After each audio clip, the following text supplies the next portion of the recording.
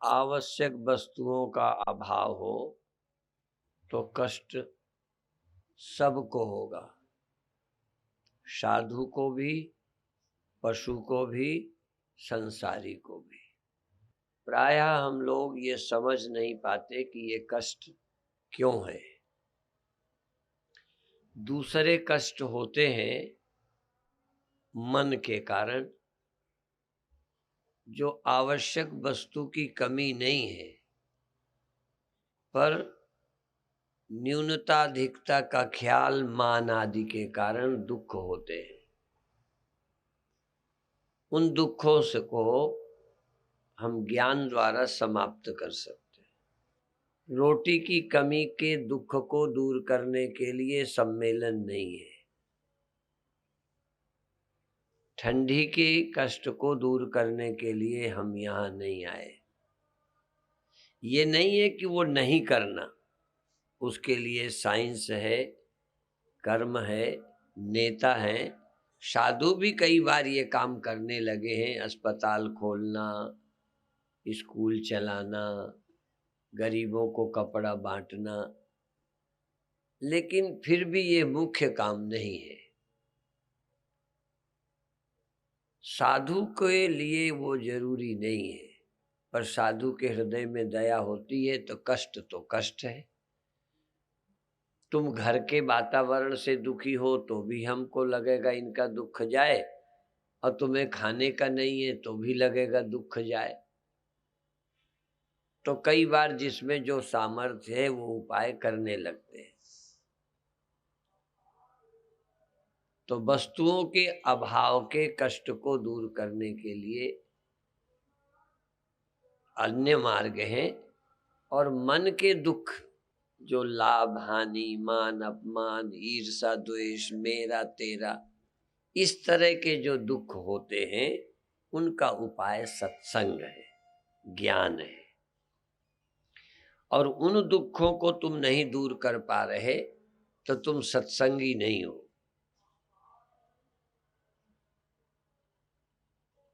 सत्संगी आदमी को अपने मन को शुद्ध करना चाहिए, मन के दुखों से मुक्त होना चाहिए। जो लोग अपने मन को नहीं ठीक कर रहे हैं, न वो साधु हैं, न वो सत्संगी हैं, न वो साधक हैं, बस वो एक अंधविश्वास के तहत सत्संग में आते रहते हैं।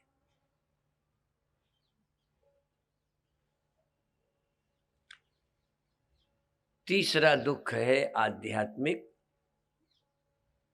जन्म है, मरण है, हानि है, लाभ है, स्वर्ग है, नरक है। इस तरह के जो दुख हैं, उनके दूर करने का उपाय अध्यात्म है। तुम मृत्यु के दुख से बिना अध्यात्म के मुक्त नहीं हो सकते। कोई उपाय और नहीं है। तो हम ज्यादातर आपके जन्म मरण के भ्रम हटाने के लिए बोलते हैं। जन्म मरण वस्तु या वास्तविक तुम्हारे स्वरूप में नहीं है। भले तुम्हें समझ नहीं आता, पर हमें ये बात बहुत क्लियर है, 100%, जरा भी संदेह नहीं है। और जब भी कोई मुक्त होगा, अध्यात्म से होगा। इसके अलावा भी जितने मार्ग हैं मुक्ति के, वह विश्वास परक हैं। विश्वास भी व्यक्ति को मुक्त रखता है, लेकिन विश्वास वाले के अंदर कहीं ना कहीं संदेह रहते हैं, या ना हो तो ज्ञान की बातें सुनाने वाले उनके अंदर संदेह पैदा करते हैं। इसीलिए ज्ञानियों ने कहा, ज्ञान से मुक्ति होती है, अपरोक्ष अनुभव की जरूरत है। तो अब आप ये चाहें कि अध्यात्म हो गया तो भूख का कष्ट ना हो, ये तुम्हारी मूढ़ता है। या ज्ञान से ही मान अपमान आदि भी चले जाएं, ये कोई आवश्यक नहीं है। जिन लोगों ने मान अपमान, लाभ हानि या छोटे बड़े होने के ख्याल को महत्व दिया है, वो कथा सुनते रहते हैं और उसी में फंसे रहते हैं। तो ये तो आपको छोड़ना है। किसी से ईर्ष्या रखते हो, छोड़ो। नहीं ब्रह्म ज्ञान है तो भी छोड़ो। साधन को ही मन शुद्ध करना है। ज्ञान मन के शुद्धि के लिए नहीं है। ज्ञान तो मन के पार के सत्य का अनुभव करना है। इसलिए साधनों द्वारा वैराग्य है। नहीं तो फिर वेदांत वाले विवेक, वैराग्य, सत संपत्ति की जरूरत ही नहीं थी। विवेक, वैराग्य, सत संपत्ति, केवल मुमुक्षुता से काम चल जाता। और सबने ये कहा है कि जिसका मन निर्मल है उसे भगवान मिलते। फिर मलिन मन को क्यों नहीं मिल जाते जब मिले मिलाए। अर्थात निर्मल मन होगा तो परमात्मा की प्राप्ति के बाद दुख चले जाएंगे। यदि आपका चित्त निर्मल नहीं है तो परमात्मा प्राप्त है ऐसा पता चलने पर भी व्यवहारिक जीवन में मन में दुख बने रहेंगे। और आज जब हम लोगों को शिकायत लोग करते हैं तो ये ज़्यादातर वही लोग हैं कि हम सुनते हैं, समझते भी हैं और आपकी बात सही लगती है, पर दुख नहीं जाते, चिंता नहीं जाती, भय नहीं जाता, क्योंकि आपका मन इसके लायक नहीं है। तो ज्ञान का भी कोई अधिकारी होता है, पात्रता होती है। तो अधिक देर तक प्रवचन न करके थोड़ा ध्यान करेंगे। तो जिसका आपको विश्वास हो, जिसका, यद्यपि आजकल तुम बड़े दीनहीन हो इसलिए कोई भगवान नहीं छोड़ते। हाँ, ये भी ऐसे ही है, कोई तुम्हारा भगवान नहीं। हाँ, विशेष करके हिंदू का कोई भगवान नहीं, हिंदू का कोई धर्म नहीं, हिंदू की कोई पूजा नहीं। ये अपने लोभ लालच में सब कुछ करने को तैयार है। कोई निष्ठा नहीं है, बटी हुई है। कई मजहब के लोग अपनी पद्धति को छोड़कर दूसरी कोई पद्धति नहीं अपनाते। महिमा सुन के गंगा नहाने नहीं जाएंगे। और तुम कह दिया जाए ये करने से तुम्हें स्वर्ग मिलेगा, चले जाओगे। बल्कि जो गंगा जाते थे उन्होंने अब बंद कर दिया। उनके बाप जाते रहे, उनके पुरखे हरिद्वार जाते थे, पर अब बंद है। तो तुम जहां जाते थे वहां तो जाते ही हो, तुम नई जगह भी जाने लगे कि शायद गंगा में न तरें तो वहां तर जाएंगे, इस मंदिर में न तरें तो उस मंदिर में तर जाएंगे। पुराने भगवानों से गुजारा नहीं। हर 2 साल में, 1 साल में एक नया भगवान और नए मंदिर बनते हैं। तुम्हें ये नहीं लगता कि राम काफी? तुम्हें नहीं लगता कि कृष्ण मंदिर काफी? पता नहीं तुम समझदार हो कि बेवकूफ हो कि अंधे हो क्या?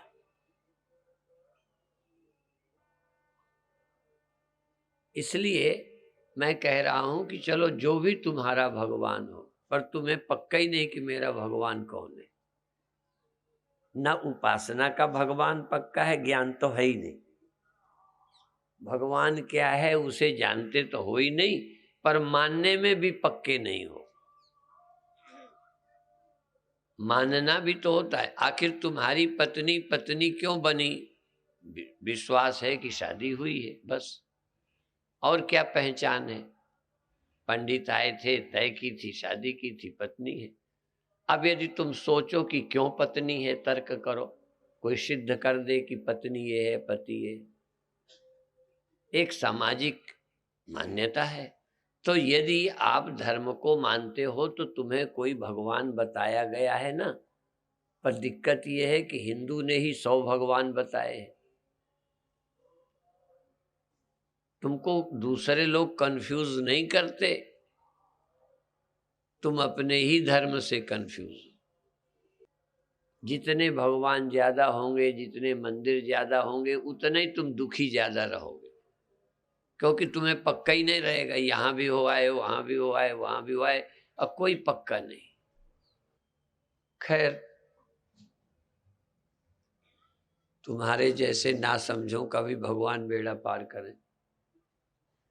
पहले के लोग एक बार गंगा हो आते थे, जीवन भर खुश रहते थे कि एक बार हम हो आए हैं, तीर्थ कर लिया, बहुत संतुष्ट। तुम हर सोमवती को नहा आते हो, हरिद्वार पास पड़ता है, चले जाते हो, कारली साधन है, फिर भी तरे नहीं। मरे पर भी पहुंच जाने से तर जाता है, तुम मरे पे भी नहीं तरोगे ऐसा लगता है। तुम अपने मरे को गंगा में भी ले जाते हो, फिर भी तरे की नहीं तरे पूछते हो। तुम्हारे शास्त्र झूठे हैं ना, तुम्हारी गंगा तारती नहीं है ना, तो क्या हो तुम? फिर करते क्यों? और करते हो तो पक्के क्यों नहीं हो कि हमारे पिताजी के फूल गंगा जी चले गए? कोई कहे भी कि नहीं तरे तो तुम उनके कहने को क्यों मानते हो?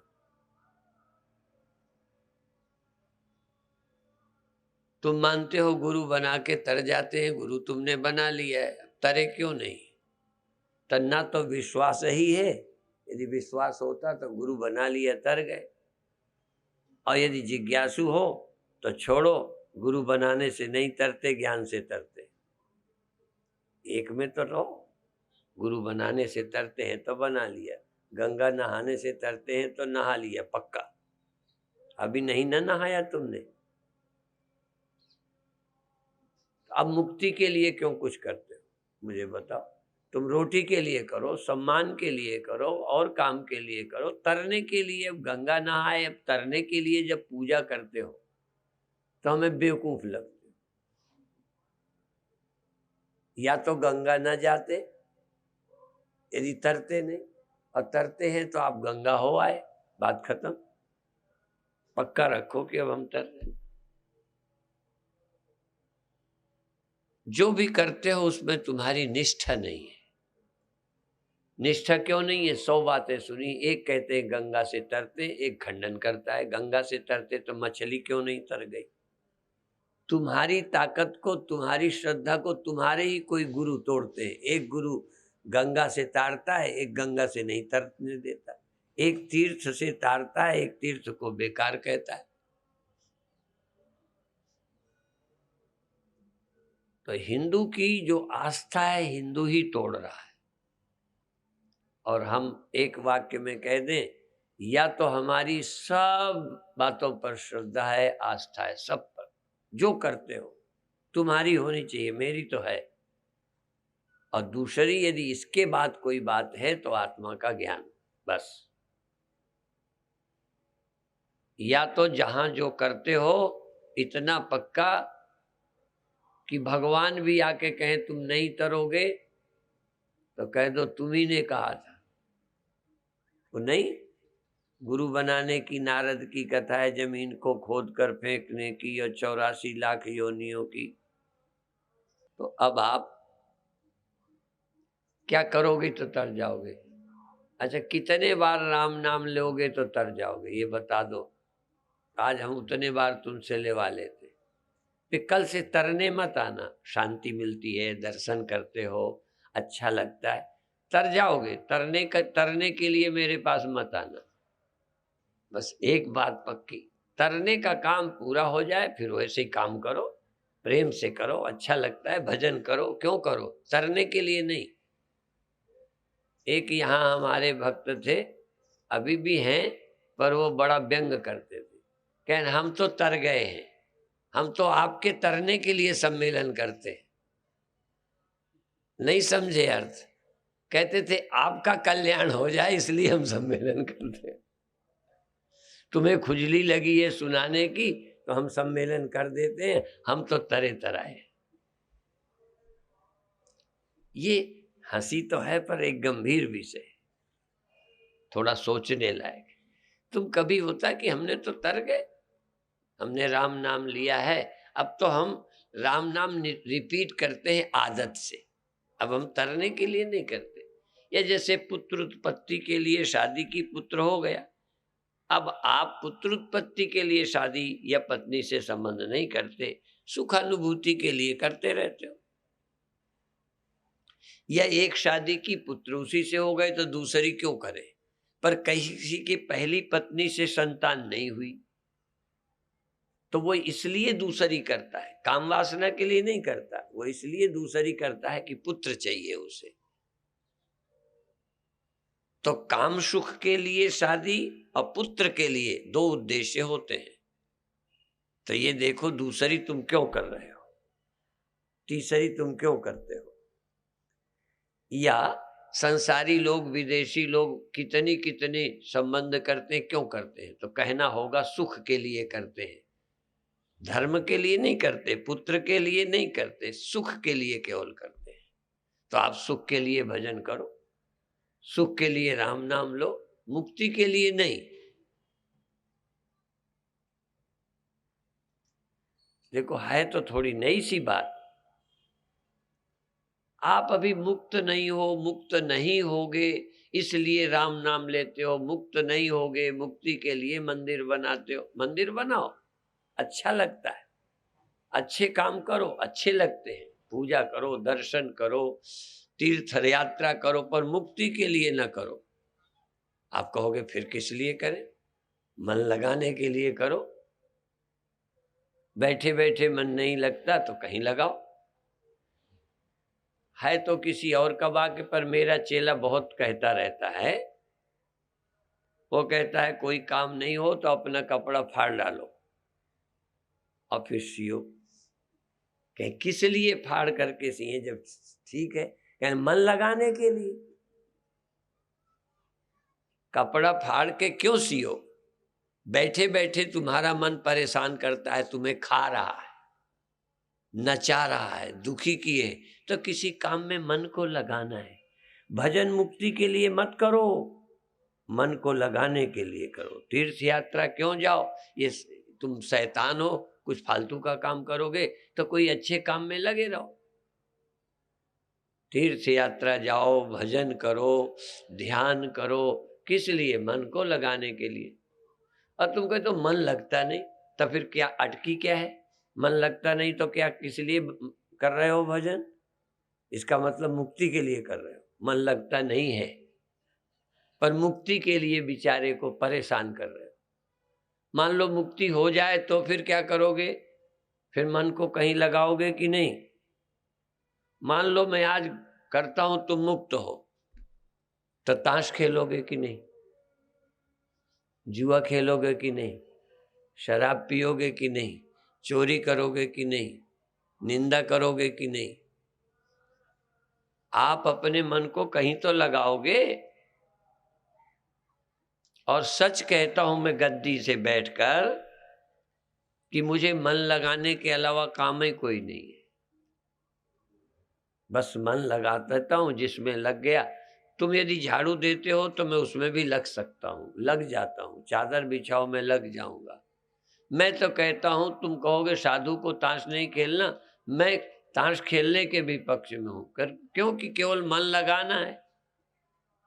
जो भी मुक्त नहीं है वो ताश न खेले, जरा ध्यान रखना। जो मुक्त नहीं है वो ताश न खेले, जो मुक्त नहीं है वो गंगा भी न जाए, जो मुक्त नहीं है वो कोई पुण्य न करे, क्योंकि तुम करोगे भी और मुक्त तो होगे नहीं। मुक्त हो जाओ फिर आप कोई अच्छा काम करो, आनंद से करो, गरीब को देकर खुश हो। मन की खुशी के लिए किया, मुक्ति के लिए नहीं किया। हमें सेवा करके अच्छा लगता है, सेवा कर दी, आनंद लिया, बस फिर और काम कर लेंगे। सुबह से शाम तक काम 10 बदलेंगे, एक ही काम नहीं। अभी लघु शंका लगी, काहे किस लिए गए, बेचैन कर रही थी चले गए। वो भी एक क्षणिक मुक्ति है, मन का लग जाना। मन का लग जाना एक क्षणिक मुक्ति है और ब्रह्म ज्ञान कालातीत मुक्ति है। जहां मन लग जाता है मुक्ति ही सी होती है। तो आप मन लगाओगे ना आज? मन लगाने के लिए भजन करोगे कि मुक्ति के लिए? देखो, मुक्ति के लिए तो मेरी कथा सुन लेना एक आध, और मन लगाने के लिए चाहे चाहे स्वेटर बुनो। यदि भजन में मन नहीं लगता तो स्वेटर बुनो। भजन में मन नहीं लगता तो जिसमें लगे वो काम करो। सिर्फ पाप न करो, चोरी न करो, अपराध न करो, मन कहीं लगा लो, मुक्ति की गारंटी मैं ले लेता हूं। तुम मन की शिकायत लेके ना आना कि हमारा मन नहीं लगता। शर्त देख लो, मैं कह रहा हूं, तुम ये शिकायत लेके मत आना कि हमारा मन नहीं लगता। मन लगाने का काम तुम कर लो, मुक्ति का मैं कर देता हूं। और जिसमें मन लगे, पाप छोड़कर, अपराध छोड़कर, जिसमें मन लगे, छूट दे दी, ताश खेलो, स्वेटर बिनो, आपस में हंसो खेलो, नाच तमाशा करो, पाप मत करो, मन को लगाए रखो बस। मन की तरंग मार लो, बस हो गया भजन। आदत बुरी संभाल लो, बस हो गया भजन। बहुत सरल सी बात है। तुम्हें मुक्ति की इसलिए जरूरत है कि तुम ना समझो। समझ जाते तो मुक्ति नहीं चाहते। देखो, मैं मंच से कहता हूं मुझे मुक्ति नहीं चाहिए, पर मन मुझे भी लगाना पड़ता है। और मैं लोगों को खुला बोलता हूं कि यदि प्रवचन नहीं करता होता तो मेरा जीवन मुझे नरक लगता। क्यों? कहाँ लगाता मन को? अभी कथा में लग जाता है, मेरा टाइम बहुत आनंद में पास होता है। तुम भी अपने मन को आनंद में लगाओ, समय पास हो जाए। दुखी न रहो, बस जीते जी दुखी न रहो, मन को लगाओ, बच्चों के काम में लगाओ। रितंबरा बच्चों को रख के पाल रही है, मन ही तो लगेगा और क्या है। हम लोग काम करते रहते हैं, मन लगाए रहते हैं, और तुम्हें हम में क्या फर्क है? हमारा मन अभी यहाँ लगा है, फिर अभी हम रायपुर चले जाएंगे, वहां लग जाएगा, वहां से बांदा आ जाएंगे, लग जाएगा, वहां से कुंभ में चले जाएंगे, लग जाएगा। नहीं समझ में आई? मन लगाने के सिवा और कुछ है? और जहां मन लगता है वह आनंद ही में लगता है, और कहीं लग नहीं सकता। जहां लगता है वहां आनंद है, या जहां आनंद है तहां लगता है? आप बोलो, जहां आनंद है वहां लग जाता है, या जहां लग जाता है वहीं आनंद आ जाता है? ये तुम बताना शाम को, सोच के आना कि जहां लग जाता है वहां आनंद है, या जहां आनंद है वहां लगता है। ये उत्तर तुम सोच के बताना। तर्क हम करेंगे, वकालत हम करेंगे, तुम जो कहोगे हम प्रश्न करेंगे।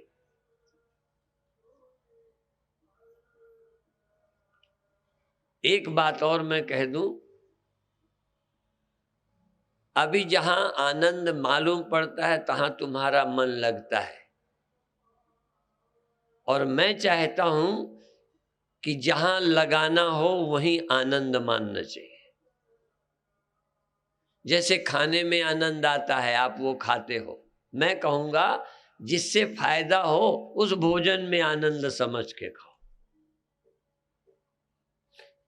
हर भोजन में सुख मिलता है, वही तुम खाते हो, ये एक है। और मैं कहूंगा जो हितकर हो, यदि बिना चीनी के चाय हितकर है तो उसी को आनंद मान के धीरे धीरे पियो, स्वाद से उसमें आनंद आने लगेगा। आज नहीं कल आ जाएगा। इसलिए जो काम करना हो उसका महत्व तो पहले सुनो। गीता महात्म्य, गीता पढ़ो तो गीता महात्म्य पढ़ो। नेचुरोपैथी करो तो नेचुरोपैथी के लाभ पहले पढ़ो। साधु बनो तो साधु होने के लाभ पहले पढ़ो, तो तुम्हारी रुचि बन जाएगी। रुचि बन जाएगी तो मन लग जाएगा, मन लग जाएगा तो आनंद वहीं आ जाएगा। कहाँ आएगा आनंद? मद भक्ता यत्र गायन्ति तत्र तिष्ठामि नारद। तो अब आंख बंद करो। अब मैं क्या कहूं, क्या करो? कहूं राम राम जपो, तुम्हारा मन नहीं लगेगा। श्याम श्याम जपो, तुम्हारा मन नहीं लगेगा। ओम नमः शिवाय जपो, तुम्हारा मन नहीं लगेगा। यदि मैं राम का कहूंगा तो तुम्हारा मन श्याम में जाएगा, मैं श्याम को कहूंगा तो तुम्हारा ओम नमः शिवाय में जाएगा। तुम यही कहोगे हम किसका जप है? तो तुम निर्णय कर लो ना। आंख बंद करो। अच्छा, प्रेम से श्वास लो, प्रेम से श्वास फेंक दो, प्रेम से श्वास ले लो। पहले थोड़ा जल्दी जल्दी, फिर थोड़ा धीरे धीरे फेंको। आनंद से फेंको। शर्त एक है, आनंद से श्वास लो, आनंद से फेंको। मैं आनंद के लिए भजन कर रहा हूं, मुक्ति के लिए नहीं। आज का भजन आनंद के लिए, हमें मुक्ति नहीं चाहिए। और भजन भी किसी मंत्र का, मुझे आनंद से मतलब है। चाहे राम राम हो, चाहे श्याम श्याम हो, चाहे ओम नमः शिवाय हो। पहले श्वास लेना और छोड़ना। श्वास भी यदि आनंद से ले लिया तो मेरा तो काम पूरा हो गया, क्योंकि मैं आनंद के लिए श्वास ले रहा था। यदि शरीर हिलाना है तो हिलाओ, किस लिए? आनंद से, आनंद के लिए हिलाओ। फिर ये मत कहना मुझे पता नहीं मन लगता है कि नहीं लगता, भजन सही है कि गलत है। आनंद है तो सही है, आनंद नपना है। सुख से शरीर का स्पंदन करो, हिलाओ, नाचो, कूदो, खेलो, श्वास लो, झूमो, जैसे कोई पीकर झूमता है। शर्त एक है, आनंद, आनंद, प्रसन्नता, प्रसन्नता। भगवान श्री कृष्ण ने कहा, इस बात की पुष्टि की या इस बात की मैं पुष्टि करता हूं जो भगवान ने कहा, प्रसन्न चेतसो ह्यासु बुद्धि पर्यवतिष्ठते। प्रसन्न चित्त व्यक्ति की बुद्धि परमात्मा में प्रतिष्ठित हो जाती। तुम प्रसन्न चित्त हो जाओ, परमात्मा में हम प्रतिष्ठित कर देंगे, चिंता मत करो। और अपने स्तर का साधन चुन लो, राम नाम चुन लो, रा से श्वास लो, मां से फेंक दो, रा से श्वास लो, मां से फेंक दो, आनंद से। एक सेकंड ये जो हंसाते हैं क्या है? जिंदगी भर रो रहे हो, नहीं दिखावा में रोते तो भीतर भीतर रो रहे हो, तो थोड़ी देर हंसना कि रोना मिट जाए। रो भी तो आनंद से रो। जैसे अभिनेता नाटक करता है तो रोने का भी नाटक करो, आनंद से। हंसो तो आनंद से, रो तो आनंद से, गाओ तो आनंद से, नाचो तो आनंद से, श्वास लो तो आनंद से। आनंद अंतिम कोश है। मंजिल के बिल्कुल नजदीक है आनंद। अन्नमय कोश, प्राणमय कोश, मनोमय कोश, विज्ञानमय कोश, अंतिम है आनंदमय कोश।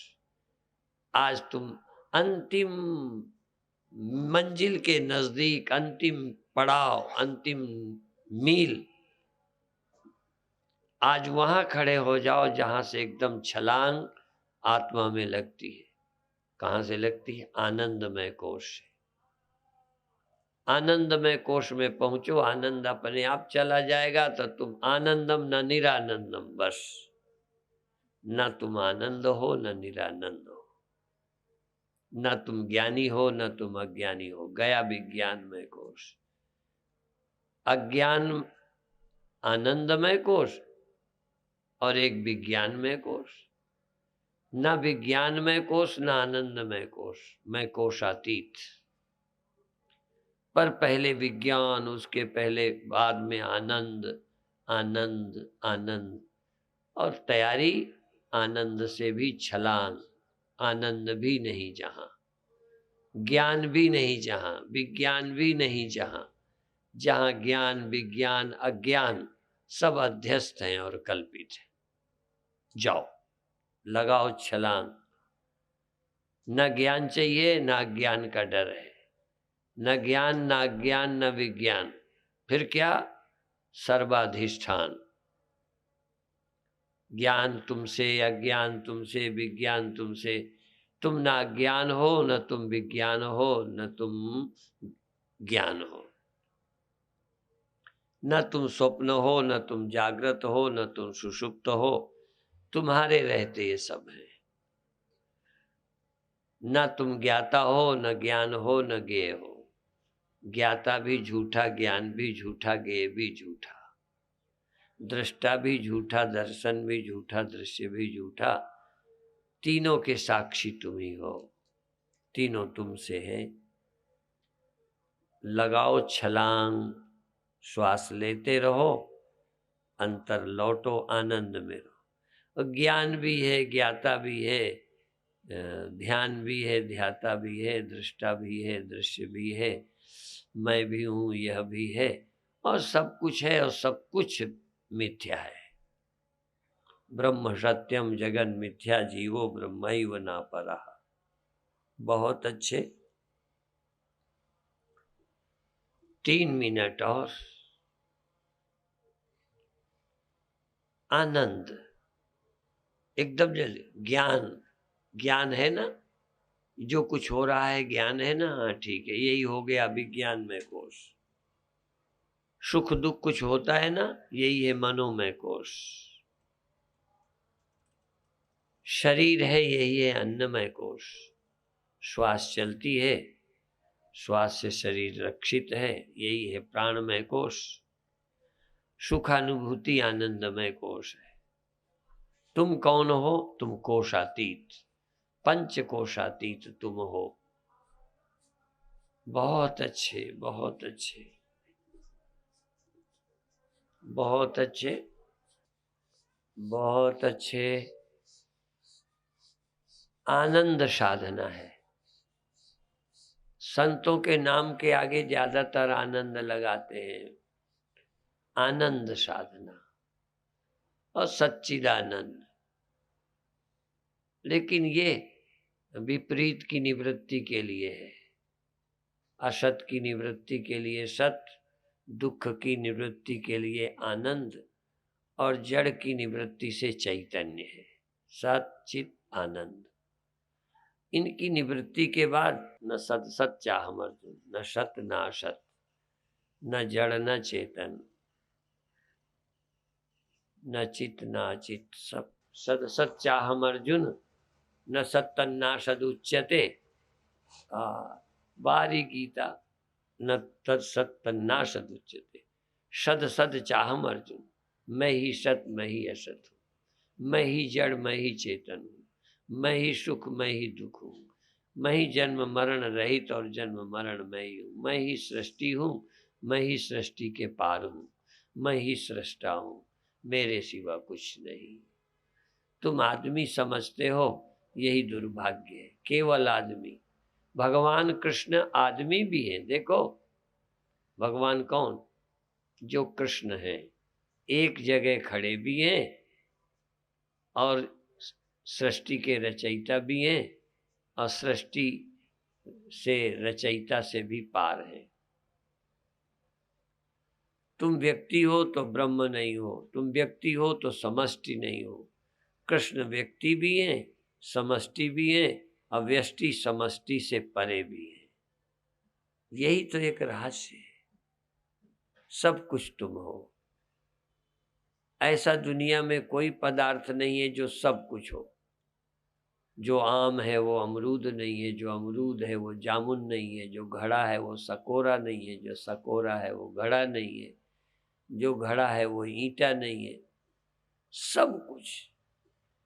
सब गोविंद है, सब गोविंद है, गोविंद बिन नहीं कोई। ऐसा एक ही है जो सब कुछ है और सब कुछ नहीं। सर्वरहित सबूर पुरवासी। एक तत्व है जो सब कुछ है और कुछ भी नहीं है, जो है भी और नहीं भी है, जो सब कुछ है और शून्य भी है, जो सगुण भी है, निर्गुण भी है, गुणातीत भी है। कब समझोगे? बहुत अच्छे। आनंद आनंद आनंद। ये पुरानी बुद्धि धारणा, यही बंधन है। पुरानी भी रहेगी। भगवान कृष्ण आदमी भी हैं, भगवान कृष्ण सारी सृष्टि के रचयिता भी हैं, भगवान कृष्ण के अतिरिक्त कुछ नहीं है। ये समझ, ये सोच बहुत अच्छे, बहुत अच्छे। अब सब छोड़ दीजिए, धीरे धीरे धीरे सब लोग छोड़ दीजिए। ओम शांति शांति शांति।